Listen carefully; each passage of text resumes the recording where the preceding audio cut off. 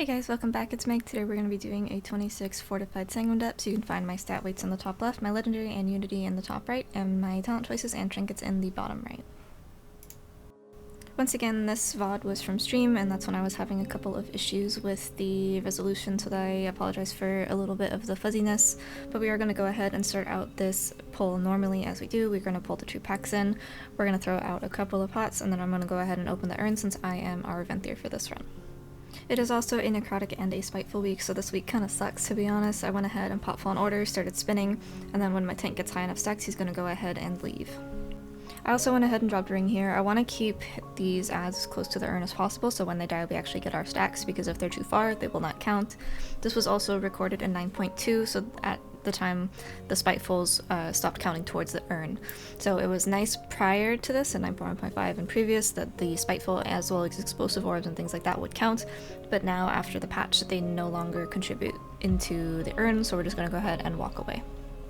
Lately what we've been doing is pulling this 3rd pack back into the urn, but leaving the one mob that isn't leashed. I believe it is one of the Huntsmasters that isn't connected technically.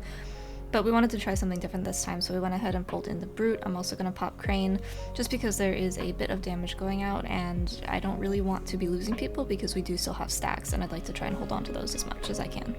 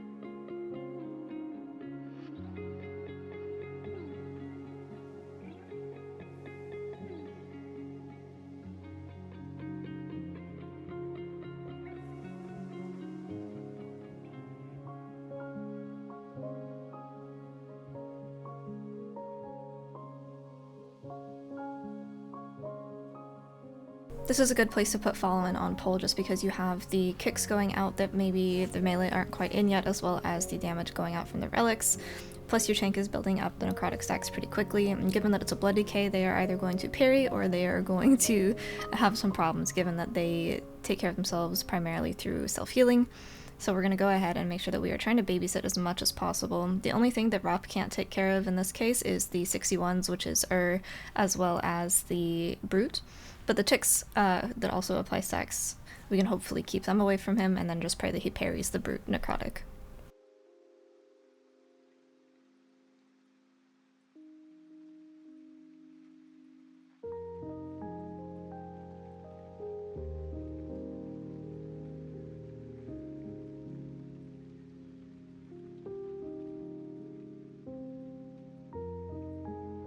We're just going to go ahead and chain this into the next pull. Usually I don't like using cooldowns on these pulls, but on Fortified as well as Necrotic weeks, it's usually a good idea, just to help with the extra tank healing that you're going to have to do that you wouldn't normally have to, even with Blood Decay. But going into boss, we should just be fine with relying on the herb buff and then waiting for Fallen or Crane to come back up.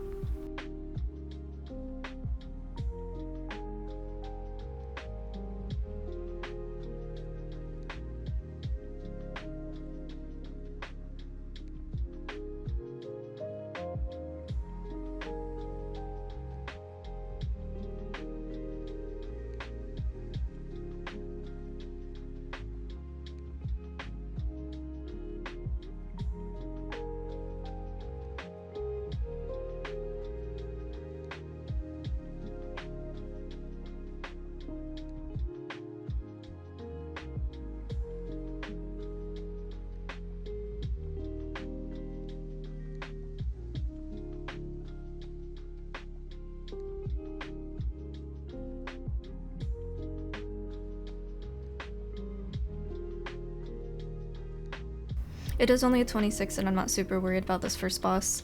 For Mistweaver, it is pretty easy even without cooldowns going into it, so you want to make sure that you're just spreading your Renewing Mist and everything like that, but on Fortified it shouldn't be that difficult to do without cooldowns for a minute or so.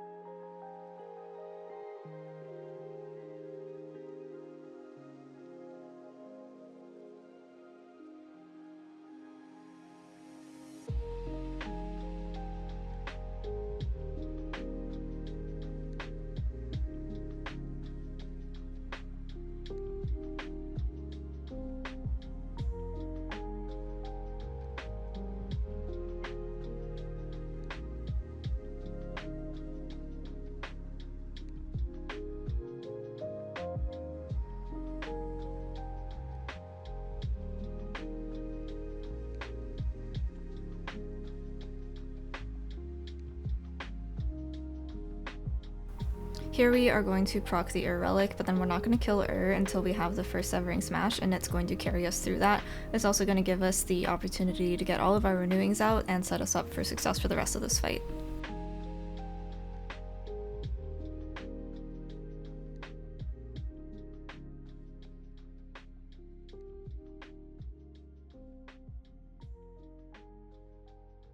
We do have a couple options to use immunities on the charges. I usually like to hold those until the end when I might be out of mana. That is more of our tyrannical angle, but Mistweaver really doesn't have any problems on this fight if it is done correctly in terms of soaks as well as people are doing adequate damage.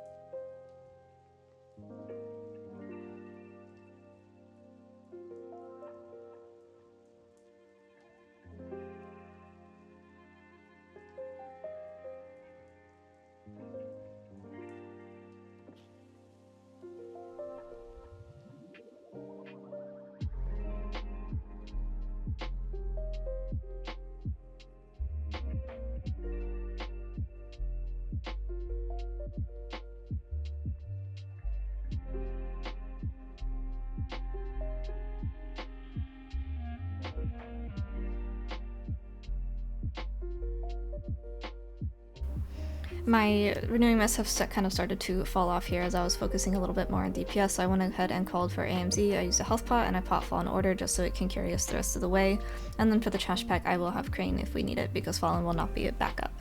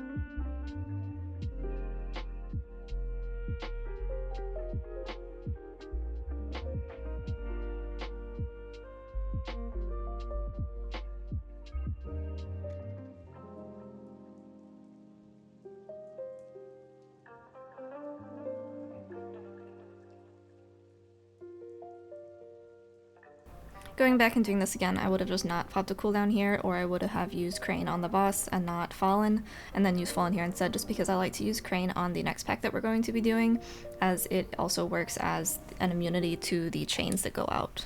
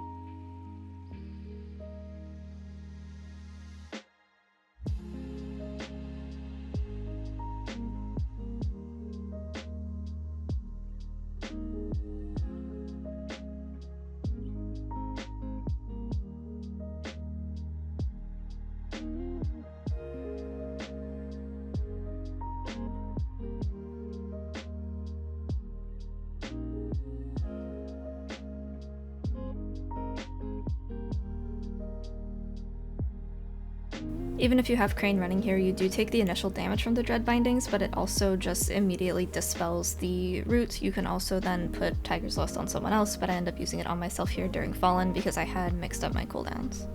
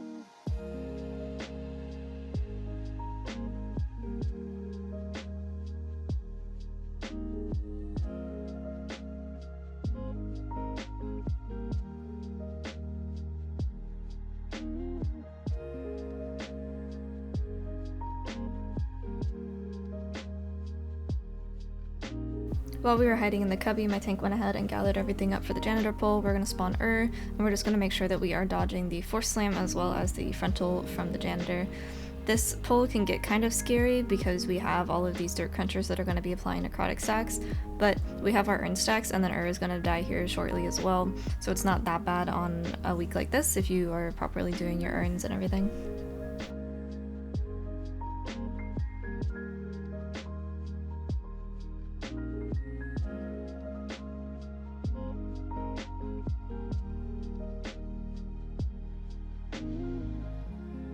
In Sanguine Depths, there is a little bit of a drought of relics, so you have that and then you don't get another one until the right pack behind us currently, or if you decide to go the other way, it's going to be quite a bit longer until you get one. I also did accidentally pull this pack with my trinket.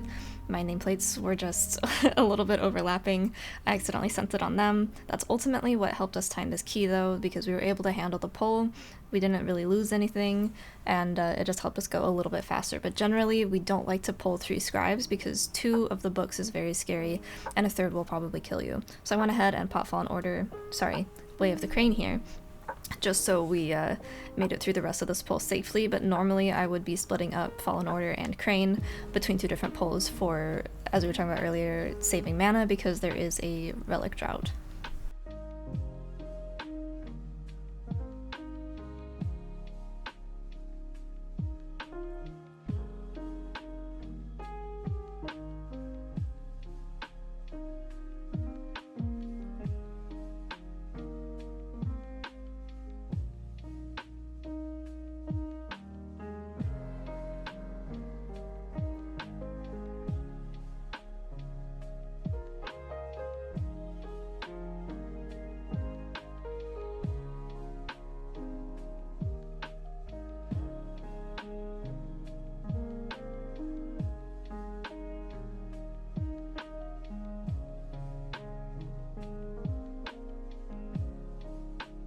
This is going to be a no cooldown pull. He should be able to take care of himself just fine.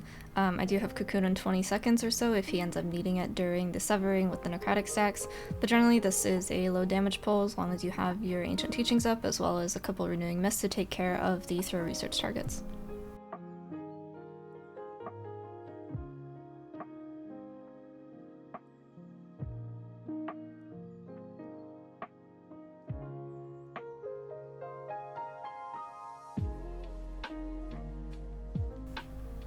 Right here, I had kind of a brain fart / unfortunate situation. I could either have tried to roll through the fire, or I could risk my chance on running around and getting meleeed by my Spiteful. I ended up getting meleeed. So in retrospect, I probably should have just rolled through the fire and risked that, but either way, I feel like I probably would have died here anyway.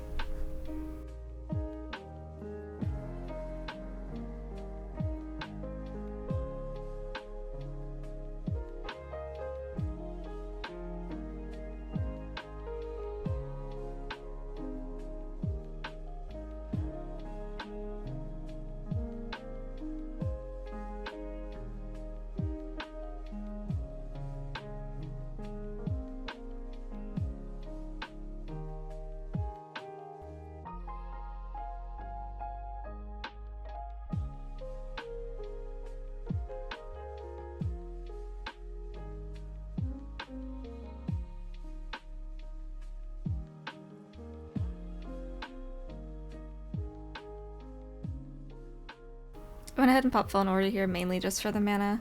We do have the boss coming up next, but we also have to go back and get our urn stacks from behind us. So I'm going to go ahead and use that here and then try to drink while we head back to the other urn.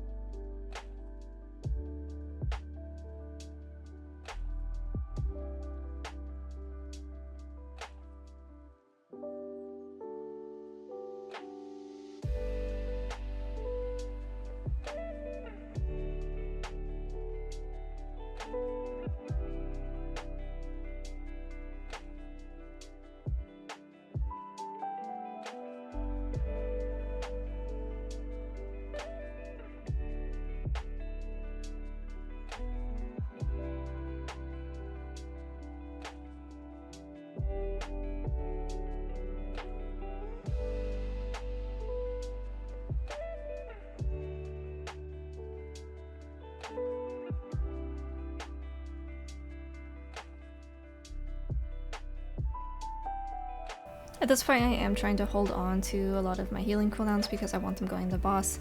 Even though it is Fortified week, this boss is still pretty scary. Now, after 9.2.5, it's been nerfed. The Castigate does 20% less damage, but in this video, when it was recorded, it was still doing the full damage, as well as the third boss. The Reigns were still scaling with Fortified when we did her, so it was a little bit spicy, but those have since been nerfed slightly, and she now properly scales with Tyrannical instead of Fortified.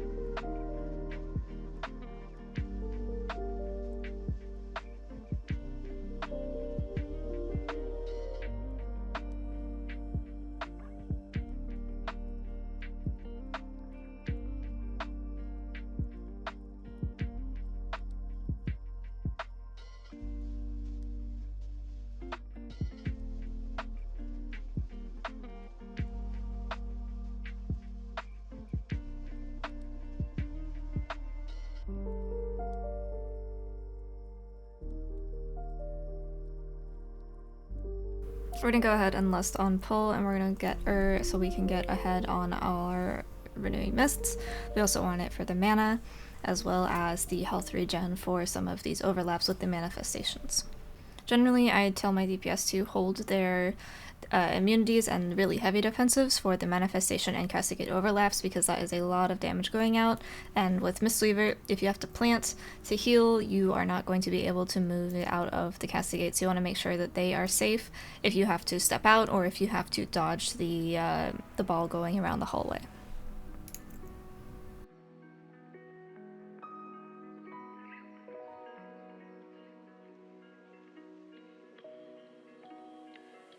I still have all of my renewings out for my cleave. That was altar as well, so I went ahead and used Fallen Order just because I wanted to save a little bit on the mana, as well as I wanted to make sure that we were going to be fine on that overlap.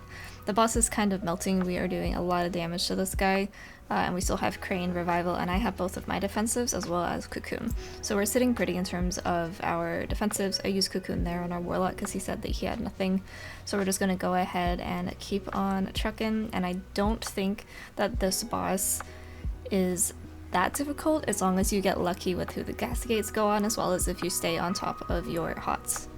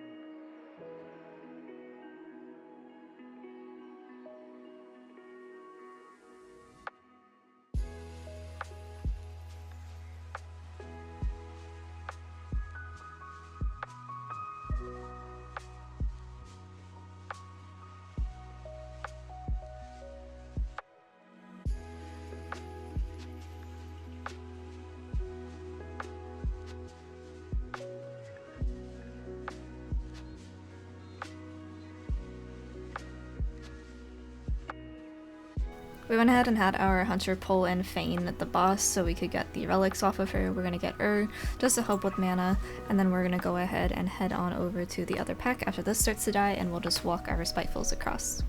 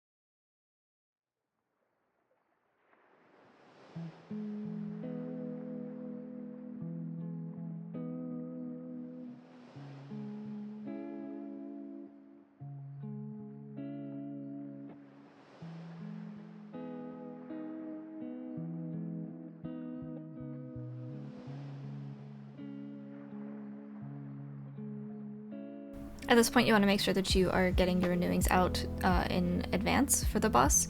You also want to try and not use any cooldowns here if you can help it, just because you want to make sure that you have them for this boss, because like we were talking about earlier, the rains from this boss, we're still scaling from Fortified when this was taken.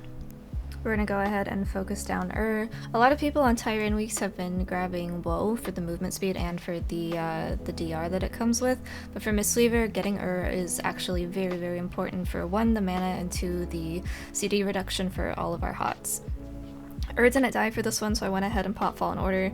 We're going to get a little bit of CDR on it from it's about 20 seconds worth, so that's not, you know, it's not like it used to be back in Season 2, but it is something, so we're going to go ahead and take it. This is also one boss where I use Expel Harm on cooldown pretty much because we have so little healing outside of cooldowns to help deal with high mobility and high damage. That is something that you can kind of use to top yourself. It doesn't do very much, but sometimes that's all it is to keep yourself alive. is going to be dying here, so we're going to be making sure that we're getting our renewing mists out, as well as grabbing all of the orbs that we can, and then managing a couple of different cooldowns from the DPS on who's using immunities and who is using a defensive or nothing.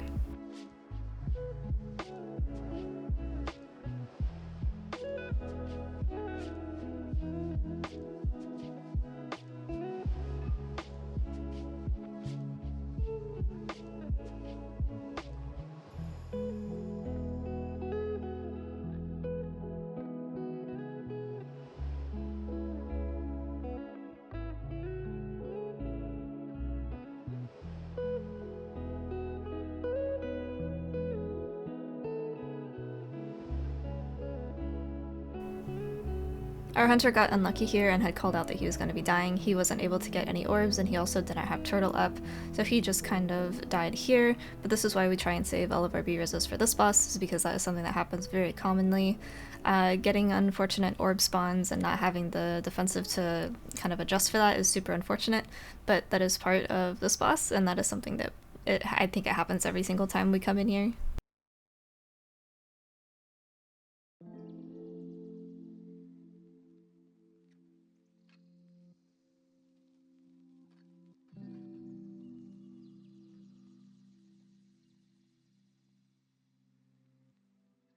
We were pretty much out of defensives and immunities at this point, so I used Fallen for this set. I'm also going to be using that maintenance to take care of the movement phase. We're going to use Cut there, and then we're just going to go ahead and stabilize while we continue to keep our renewing mists up and finish the boss here. We've only got about 1 mil left.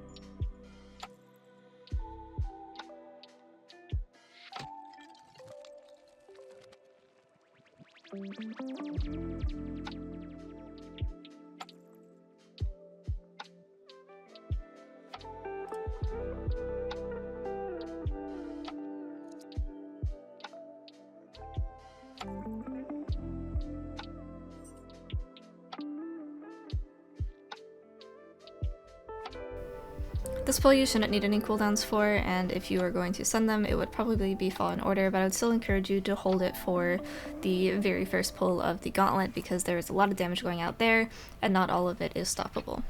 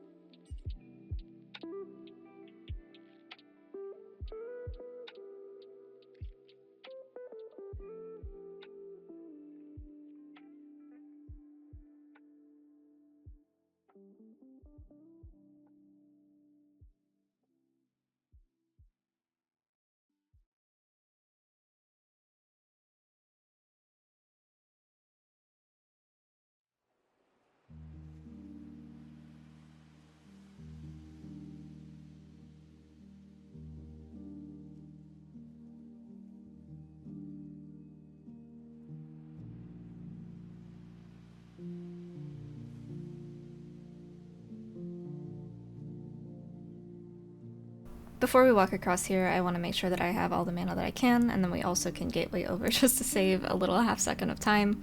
But we're going to go ahead and finish drinking and start our first pull.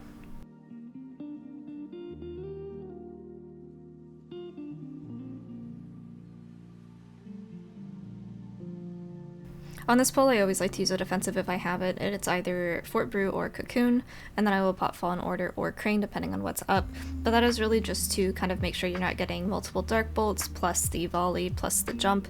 You just don't want to get comboed down immediately on pull.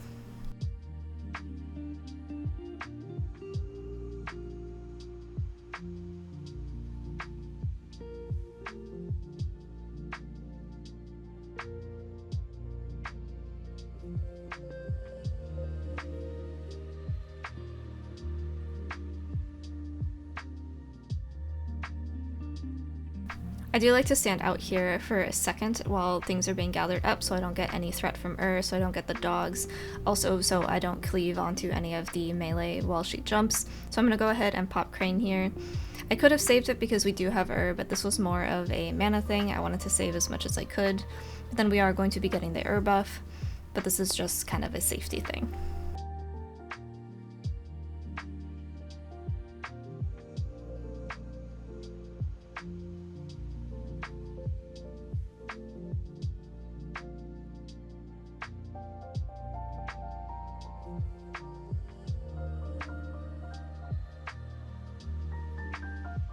Getting jumped on there really sucks, but I went ahead and opened the urn, and I'm just going to step out. We have a bat coming in that we need. I don't have any cooldowns rolling right now. We want to make sure that we are dodging Kaal when she resets like that, because she also does reset threat. That is what happened to our hunter. He got meleeed there. I'm going to go ahead and roll out of melee. I have the bleed. I also have a Spiteful on me, and I really don't want to be in there. Getting comboed here would be really unfortunate because of the skip. We only have 2 B-reses, and I would really like to hold on to those.